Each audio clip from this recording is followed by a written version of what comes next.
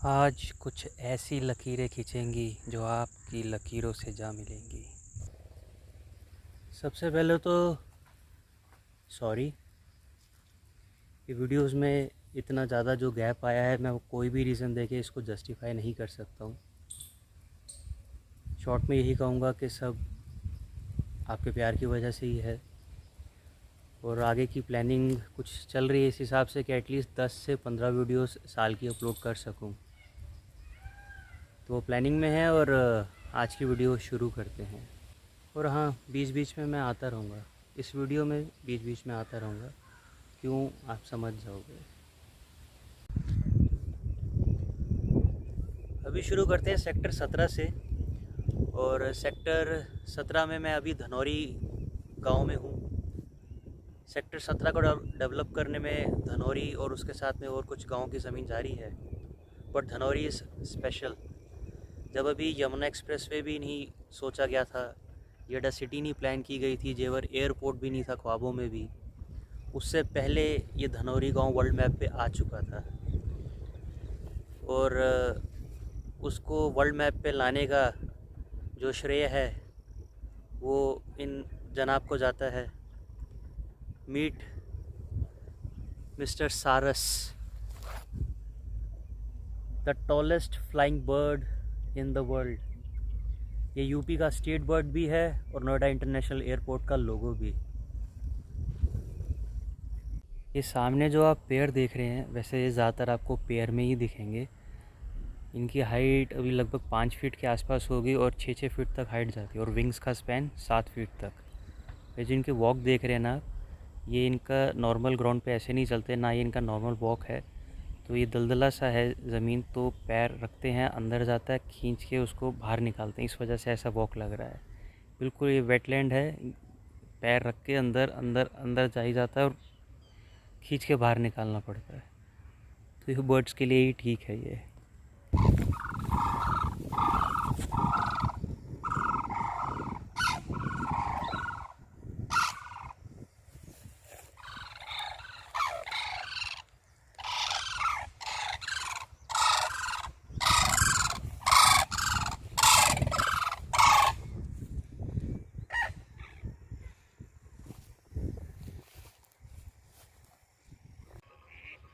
धनौरी में सीज़न में 100 से ज़्यादा माइग्रेटरी स्पीशीज़ आती हैं, और धनौरी की अपनी 30+ स्पीशीज़ हैं, लोकल स्पीशीज़। मिस्टर आनंद आर्या हैं जो धनौरी को सबसे पहले दुनिया के सामने लेके आए, और मिस्टर आर्या की तरह और इन्वायरमेंटलिस्ट हैं, बर्ड लवर्स हैं, जो कंसर्न्ड अथॉरिटीज़ और गवर्नमेंट से रिक्वेस्ट कर रहे हैं कि इस धनौरी को रामसर साइट डिक्लेयर कर दिया जाए। तो आश्वासन तो मिल गया, देखते हैं कब तक होता है, कैसे होता है। अभी मैं सेक्टर 17 के पॉकेट सी में हूँ, जहाँ पे 120 स्क्वायर मीटर का प्लॉट साइज़ है। यहाँ पे कुछ जगह पे काम हुआ है, कुछ जगह पे होना है, कहीं रोड बने हैं, ड्रेन का, सीवर का काम हुआ है। अगर अंदाज़न बताऊँ तो 35 से 40% काम पॉकेट सी में हुआ है। और ए और बी पॉकेट, जहाँ 162 और 200 स्क्वायर मीटर के प्लॉट साइजेस हैं, वहाँ पे अभी एक किस्म से काम नहीं हुआ है, और होना है, थोड़ी देर लगेगी। दोबारा आएंगे, डेवलपमेंट देखेंगे कितनी हुई है। अभी आगे चलते हैं। ये जो अभी आपने सेक्टर 17 के पॉकेट सी का कंस्ट्रक्शन देखा, डेवलपमेंट देखा, ये फरवरी 2022 में मैंने वीडियो बनाया था। तो एक इसका अपडेट ले लेते हैं। ये अपडेट है सितंबर 2022 का। मेरी कोशिश रहेगी मैं सितंबर या अक्टूबर 2022 तक ये वीडियो अपलोड कर दूं। तो एक पॉकेट सी का अपडेट ले लीजिए। तब से अब में मेनली यही डिफरेंस आया है कि प्लॉट्स के डिमार्केशन हो गई है और प्लॉट नंबर्स लग चुके हैं। जो प्लॉट्स क्लियर थे, तो मेनली यही अभी डेवलपमेंट हुई है इन कुछ 5-6 महीनों में।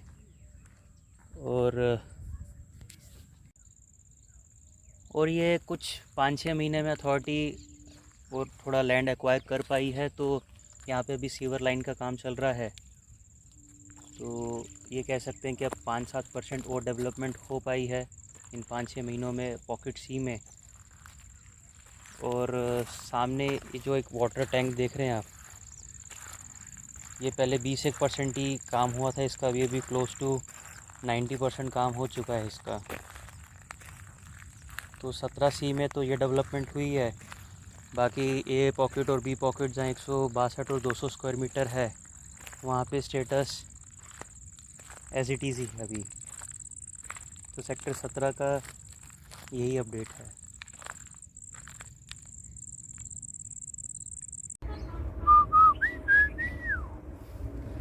अभी मैं हूँ सरसों के खेतों में, जो कि रबीपुरा गांव में है।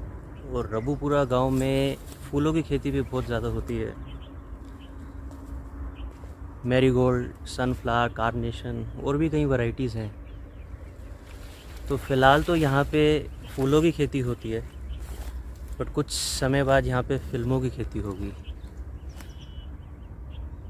रबीपुरा गांव की ज़मीन पे सेक्टर 21 डेवलप हो रहा है, और आप सब जानते हैं कि सेक्टर 21 में फिल्म सिटी 1000 एकड़ की ज़मीन पर डेवलप की जाएगी। तो अक्सर मेरे को ये सवाल भी पूछा जाता है कि क्या बॉलीवुड उठ के यहाँ आ जाएगा, या वो नोएडा की फिल्म सिटी तो फ्लॉप है, वो तो चली नहीं, फ्लॉप है। इस 100 एकड़ की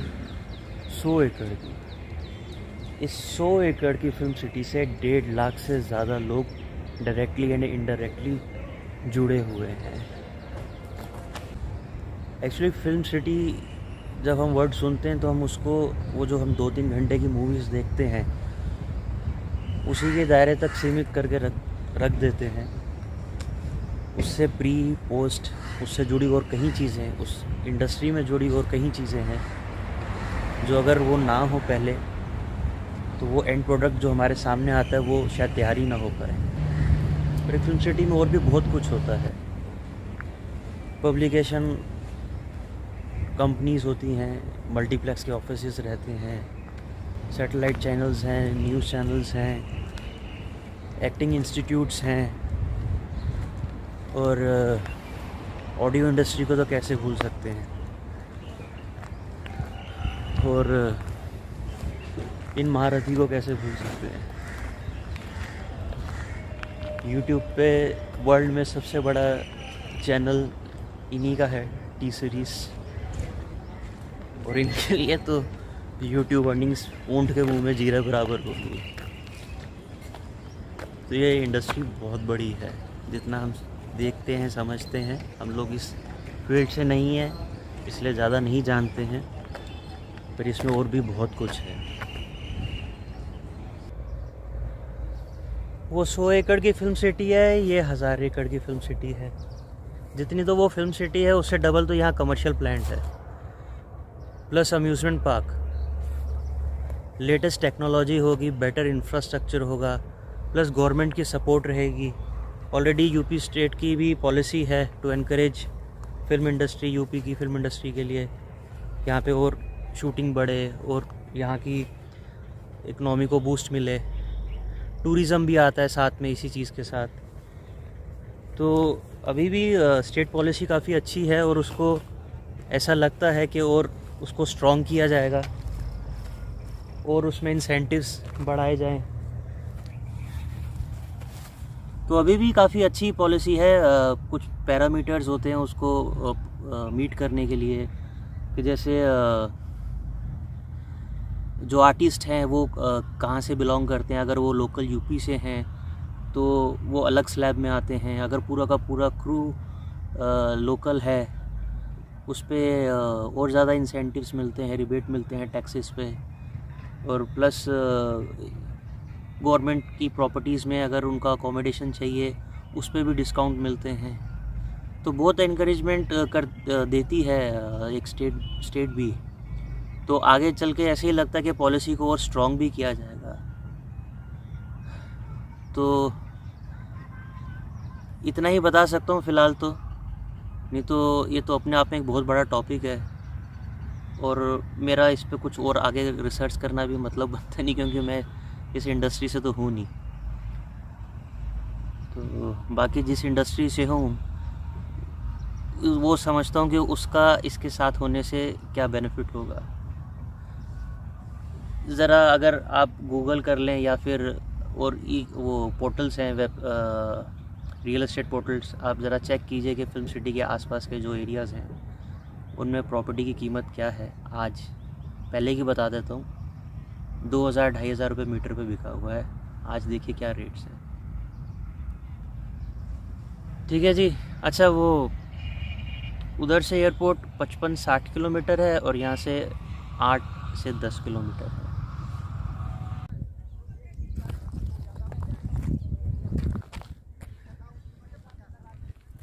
जब भी यहाँ आता हूँ तो मांझी का गाना याद आता है, मुड़ मुड़ याद सतावे पिंड दियाँ गलियाँ दी। खैर वो तो मीठी यादों की बात कर रहे होते हैं। यहाँ मीठी खट्टी दोनों ही है। जिस पर्पज़ के लिए ये ज़मीन ली गई है वो अपने मुकाम पे पहुँच जाए तो जो बची कुछ खटास है वो शायद वो भी मिठास में बदल जाए। मैं अभी हूँ रूही गांव में। ये एयरपोर्ट की डेवलपमेंट के बीच में आ रहा था और आज से लगभग 6-8 महीने पहले 2000 की आबादी के साथ बसा हुआ गांव था। और इसके साथ ही ऐसे और कई गांव हैं जो एयरपोर्ट की डेवलपमेंट के जोन में थे, तो उन सब का भी लगभग यही स्टेटस है आज। यहाँ से आबादी शिफ्ट कर दी गई है और लैंड एक्वायर कर लिया गया है और एयरपोर्ट का काम शुरू कर दिया गया है। कितना, कैसे और कहाँ क्या हो रहा है अभी आगे चल के आपको वो दिखाता हूँ। अभी मैं हूँ 28 डिग्री 11 मिनट नॉर्थ और 70 डिग्री 34 मिनट 30 सेकंड ईस्ट। ये कोऑर्डिनेट्स मेरे को एयरपोर्ट की बाउंड्री के अंदर ले आते हैं। और अभी जहाँ मैं खड़ा हूँ इसको मैं बोलूँगा कि अभी मैं एक एंड पर हूँ एयरपोर्ट के और एक दूसरा एंड है, क्योंकि टेक ऑफ और लैंडिंग दोनों साइड से होंगे। तो इसको रेफरेंस के लिए मैं स्टार्टिंग बोल देता हूँ और जो एंड होगा वहाँ पे भी हम जाएंगे। तो ये कोऑर्डिनेट्स मेरे को ले आते हैं। ये पीछे दयनपुर गांव है। दयनपुर गांव के जस्ट ऑपोजिट ये खेड़ा गांव है। तो खेड़ा गांव की ज़मीन भी एक्वायर हो चुकी है, यहाँ से आबादी शिफ्ट कर दी गई है। एग्रीकल्चर लैंड जो था उसकी लेवलिंग हो गई है, बाउंड्री वॉल खींच दी गई हैं और जैसे जैसे और काम प्लानिंग के हिसाब से आगे बढ़ता जा रहा है। अभी नेक्स्ट मैं आपको जहाँ रनवे आएगा उस तरफ लेके चलता हूँ। अभी मैं हूँ 28 डिग्री 11 मिनट नॉर्थ और 77 डिग्री 36 मिनट ईस्ट। ये कोऑर्डिनेट्स मेरे को ले आते हैं गांव में जिसका नाम है शरीफ खां का नंगला। ये गांव भी रूही गांव की तरह शिफ्ट कर दिया गया है और उसका ये जो एग्रीकल्चर लैंड अभी आप देख रहे हैं इसकी सारी लेवलिंग कर दी गई है। इधर कहीं यहाँ इधर बाउंड्री वॉल्स का काम चल रहा है और भी आगे मशीन लग रही है और जो प्लांट्स लगाने हैं कंस्ट्रक्शन के लिए उन सब का काम चल रहा है। ये पॉइंट जो है ये फ़ेज़ 1 के जो नदन रनवे है, मैं एग्जैक्टली उस नदन रनवे के ऊपर खड़ा हूँ। यहाँ पे रनवे और जो टैक्सी वेज़ बनने हैं वो इस पॉइंट पे बन रहे हैं और ये पीछे से बनते हुए आ रहे हैं और यहाँ से होते हुए यहाँ तक ले आएगा। यहाँ तक कहाँ तक? 28 डिग्री 11 मिनट नॉर्थ और 77 डिग्री 36 मिनट ईस्ट। कोरिगियर में वेनिश फॉल्स लीगे यूरिक एयरपोर्ट, correct me if I am wrong. School का आज काम आ गया, पीछे देख रहे हैं काम चल रहा है।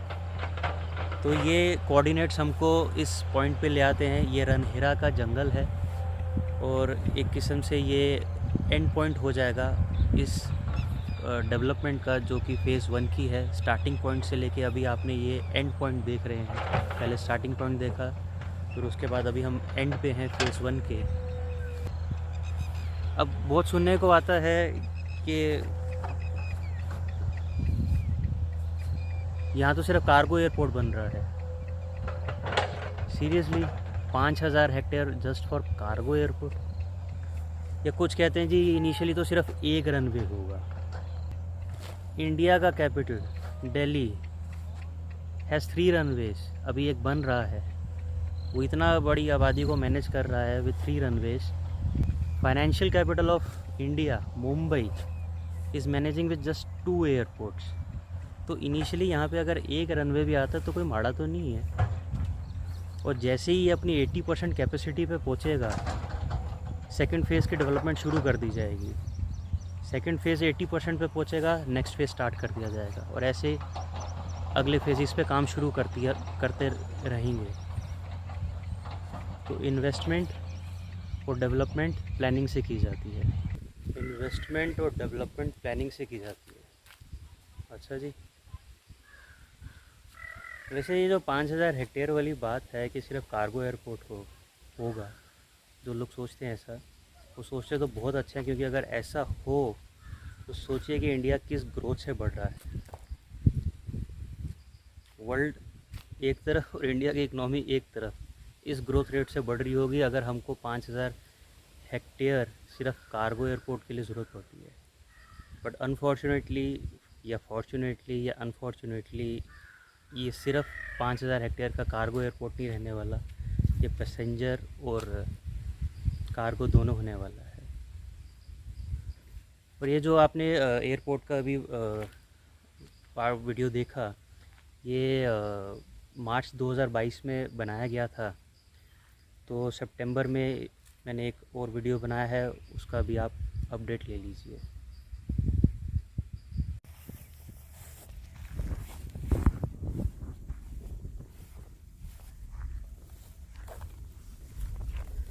अभी मैं रूही की आबादी से लगभग 1.5 किलोमीटर साउथ ईस्ट डायरेक्शन में हूँ। रूही के जंगलों को ही क्रॉस कर रहा हूँ और रूही होते हुए फिर मैं किशोरपुर की तरफ जाऊँगा। और अब ये बीच में ना ये ग्रास जो मेरे को क्रॉस करनी पड़ रही है, ये प्रॉब्लमेटिक हो सकती है। इससे ना रैशेस आ जाते हैं। ये पंजाब की तरफ तो इसको कहते हैं वो की कहते हैं गाजर का, और इंग्लिश में कैरेट ग्रास, और हाँ कांग्रेस ग्रास के नाम से भी काफ़ी ये ज़्यादा जाना जाती है। इनफैक्ट इसको अगर जानवर भी खा लें तो उनका भी मिल्क की क्वालिटी ख़राब हो जाती है। बट अब मेरे पास कोई और चारा नहीं है, इनके बीच में से निकलना पड़ रहा है कि अगर मैं इनको अवॉइड करके जाना चाहूँ तो मेरे को और 6-7 किलोमीटर का लंबा राउंड लेना पड़ेगा, और मैं पहले ही बहुत चल चुका हूँ और अब मैं इन्हीं के बीच में से मजबूरन जा रहा हूँ। तो अब देखते हैं मिलके जो मैं अभी तक देख सका हूँ। तो पहले के मुकाबले तो अभी मूवमेंट में काफ़ी डिफरेंस है। ये चाहे ये डिज़ाइन मिक्स प्लांट के इंस्टॉलेशन हो, स्क्रैपर्स हो, बैक हो लोडर्स, एक्सकवेटर्स, डंप ट्रक्स जो हैं पहले के मुकाबले अब काफ़ी ज़्यादा दिख रहे हैं। इनफैक्ट लेबर भी ज़्यादा दिख रही है। और जो मैंने आपको पहले वीडियो के पार्ट में कोऑर्डिनेट्स बताए थे, उस पूरे ही अलाइनमेंट पे इस टाइम पे पूरे रनवे पे और इनफैक्ट इंटरनल रोड्स पे काफ़ी अच्छे से काम चल रहा है। और जहाँ जहाँ स्ट्रक्चर्स बनने उनकी फाउंडेशन का काम होते दिख रहा है।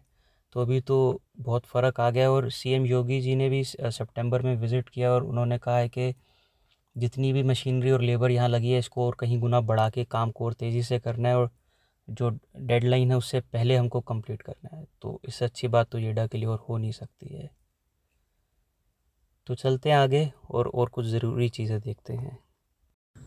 अभी स्टार्ट करते हैं एक बहुत important topic which is about construction. तो ये सेक्टर 20 में 500 मीटर का प्लॉट जिस पे हम कंस्ट्रक्शन कर रहे हैं, ये बेसिकली कंप्लीशन रेडी हो रहा है। इसको हम कंप्लीशन कह देते हैं, यहाँ के ये वो सुनने को मिलता है। तो बेसिकली डेवलपमेंट अथॉरिटीज़ कहती हैं कि आप यहाँ प्लॉट लेके खाली ज़मीन नहीं छोड़ सकते, आपको प्लॉट डेवलप करना होगा। तो वो आपको 3 साल का पेनल्टी फ्री पीरियड देती है। उसके बाद पेनल्टीज़ लगनी शुरू होती हैं। तो बाय लॉज में कुछ पैरामीटर हैं जिसमें मिनिमम टू मैक्सिमम कंस्ट्रक्शन की बात होती है। तो जब तक किसी का मैक्सिमम कंस्ट्रक्शन या फिर अपनी रिक्वायरमेंट के हिसाब से कंस्ट्रक्शन कराने का प्लान नहीं होता, वो मिनिमम कंस्ट्रक्शन करा के कंप्लीशन सर्टिफिकेट ले लेते हैं और फिर लाइफ लॉन्ग कंस्ट्रक्शन के पेनल्टीज से छुटकारा हासिल कर लेते हैं। तो अभी बायलॉज को समझने के लिए हम एक प्लॉट का लाइव एग्जांपल लेते हैं और उस पर कोशिश करेंगे जो भी टेक्निकल टर्म्स हैं जितने भी सिंपल तरीके से समझ सकें समझेंगे उसको। तो ये सामने 1000 स्क्वायर मीटर का प्लॉट है। अभी नहीं दिख रहा ना, अभी दिखाते हैं इसको। पहले मैं आपको प्लॉट की बाउंड्री दिखाता हूँ। तो इसका ये 20 मीटर का फ्रंट हो जाता है और 50 मीटर की इसकी लेंथ हो जाती है। देन 20 मीटर 50 मीटर, तो ये डायमेंशंस हो गए इसके 20 बाय 50 और 1000 स्क्वायर मीटर का ये प्लॉट हो गया। अब इसको हम अपनी मर्ज़ी से कवर नहीं कर सकते कि पूरा ग्राउंड कवर हम कर लें और उस पर कंस्ट्रक्शन कर लें। तो इसमें जो अथॉरिटी के द्वारा बनाए गए जोनल प्लान है उसको फॉलो करते हुए अपने घर की कंस्ट्रक्शन प्लान करनी होगी। तो सबसे पहले तो हम सेटबैक्स को समझेंगे। ये सामने जो आप लकीर देख रहे हैं ये 14 मीटर की लकीर खींची गई है। राइट साइड से 2.5 मीटर और लेफ़्ट साइड से 3.5 मीटर छोड़ा गया है। क्यों छोड़ा गया है अभी आगे क्लियर होता जाएगा। तो ये जो फ्रंट पे 14 मीटर की लकीर खींची गई है ये फ्रंट से 6 मीटर जगह छोड़ के बनाई गई है। तो ये जो फ्रंट पे जगह छोड़ी है इसको फ्रंट सेटबैक बोलते हैं। तो अभी आगे बढ़ते हैं और लेफ़्ट हैंड साइड पे कुछ और लकीरें खींचते हैं। तो ये जो आप सामने देख रहे हैं ये है रैम्प साइड का सेटबैक। ये 3.5 मीटर ऐसे और 30 मीटर इन दी लेंथ ऐसे छोड़ा गया है। तो पहले हमने देखा फ्रंट सेटबैक, फिर देखा रैम्प साइड का सेटबैक। अभी आगे बढ़ते हैं। तो अब ये जो आप राइट साइड पे लकीर खींची देख रहे हैं ये फ्रंट से लेके पीछे तक पूरा 50 मीटर खींची गई है और साइड से 2.5 मीटर जगह छोड़ के बनाई गई है। तो इसको साइड सेटबैक बोलेंगे। और अभी पीछे हमने 14 मीटर जगह छोड़नी है जिसकी चौड़ाई है 4 मीटर। और अब आप जो पीछे जगह छूटी हुई देख रहे हैं इसे कहते हैं रियर सेटबैक। अब थोड़े से और पॉइंट डिस्कस कर लेते हैं जो मेनली हमको कंप्लीशन की कंडीशंस को समझने में और हेल्प करेंगे। तो ये वही प्लॉट को कंटिन्यू करते हुए ये 20 मीटर बाय 50 मीटर इसका डायमेंशन हो गया। 1000 स्क्वायर मीटर का प्लॉट है जो जिसका भी हमने ऑन ग्राउंड एग्जांपल देखा था, उसी का रिवीजन कर लेते हैं एक बारी सेटबैक्स का। तो ये फ्रंट से हमने 6 मीटर जगह छोड़ी थी, राइट से 2.5 मीटर पूरा फ्रंट से रियर तक, और लेफ़्ट साइड से जहाँ गेट आएगा हमारा, इस साइड पे इसका गेट आएगा, उस साइड पे ये रैम्प साइड का सेटबैक हो गया हमारा 3.5 मीटर बाय 30 मीटर। ये हमारा लेफ़्ट साइड पे हो गया रैम्प साइड का सेटबैक, और रियर पे 14 बाय 4 मीटर का। तो ये हमारे सेटबैक्स हो गए। ये तो हमको मिनिमम छोड़ने ही हैं, इससे ज़्यादा भी छोड़ सकते हैं, बट अभी आप जब और कंडीशंस को समझेंगे, बायलॉज को और समझेंगे तो पता चलेगा कि इतना भी आप शायद ही कवर कर पाएँ। क्योंकि बायलॉज में एक ये भी कंडीशन आती है कि आप मैक्सिमम ग्राउंड कवरेज कितनी कर सकते हैं। तो अब जैसे ये 1000 स्क्वायर मीटर का प्लॉट है तो इसमें मैक्सिमम ग्राउंड कवरेज जो अलाउड है that is 55% of total plot area. तो 55% 1000 स्क्वायर मीटर के प्लॉट का कितना हुआ, 55% हुआ 550 स्क्वायर मीटर। तो 550 स्क्वायर मीटर ही जब आप कवर करने जाएंगे तो आपके सेटबैक्स इससे ज़्यादा भी छूट जाएंगे। और अगर आपने कंप्लीशन के लिए जा रहे हैं तो कंप्लीशन की कंडीशन ये कहती है कि जो मैक्सिमम कवरेज अलाउड है जो कि 55% है in the case of 1000 square metre, ये हर प्लॉट साइज़ पे वेरी करेगी। तो 1000 स्क्वायर मीटर के केस में ये 55% है, तो उस 55% का 50% दैट मीन्स 1000 स्क्वायर मीटर का प्लॉट है, 20 बाय 50 स्क्वायर मीटर का आपका प्लॉट है, 1000 स्क्वायर मीटर, इसका 55% 550 मीटर हुआ। कंप्लीशन बनाने के लिए आपको मिनिमम 55% का 50%, तो जो 550 स्क्वायर मीटर हमको मैक्सिमम कवरेज अलाउड है उसका 50% वो आपका बैठ गया 275 स्क्वायर मीटर। 275 स्क्वायर मीटर, तो वो फॉर कंप्लीशन आपको मिनिमम उतना बनाना पड़ेगा, आप उससे ज़्यादा भी बना सकते हैं। तो ये कंप्लीशन के लिए मैं एक अजम्पशन लेके चल रहा हूँ कि क्लाइंट की रिक्वायरमेंट ऐसी है कि कंप्लीशन ही बनाना है उनको। तो ये फ्रंट से मैंने इसको 15 मीटर छोड़ दिया है, फ्रंट पे सेटबैक जो दिया 15 मीटर दिया है, अपना लेफ़्ट और राइट साइड पे 5-5 मीटर का सेटबैक दे दिया है, और रियर में 7 मीटर का सेटबैक दिया है। तो कवर एरिया क्या किया है, 10 मीटर किया है फ्रंट से, और 28 मीटर इन दी लेंथ। तो ये 10 बाई 28 हो गया 280 स्क्वायर मीटर। अब आप इससे कंफ्यूज नहीं होना कि 275 था 50%, तो ये मैंने इंटेंशनली इसको 280 लिया है, नहीं तो मैं इसको 27.5 लेके 10 बाई 27.5 275 स्क्वायर मीटर कर सकता था। क्योंकि जब क्लाइंट से बात होती है उनको यही होता है 50% तो इतना बनता है, हम इससे ज़्यादा गए तो फिर क्या हम बाय लॉस की कंडीशंस को डिफ़ॉल्ट कर जाएंगे। नहीं, आपको 50% मिनिमम बनाना है। आप 275 का 76 कर सकते हैं, लेकिन 275 का आप 74 नहीं कर सकते। वैसे समझने को अभी इसमें और भी बहुत कुछ है, ये एनवलप प्लान हो गया, FAR क्या होगा, और भी कई कंडीशंस होती हैं, वो उसके लिए एक डिटेल वीडियो बनानी पड़ेगी। ये एक मोटा क्योंकि कंप्लीशन को लेके बहुत कन्फ्यूजन मेरे को सुनने में आ रहे थे, तो बहुत कुछ अजीब, कोई कहता था 25% बनाना है, कोई कहता था 50% बनाना है।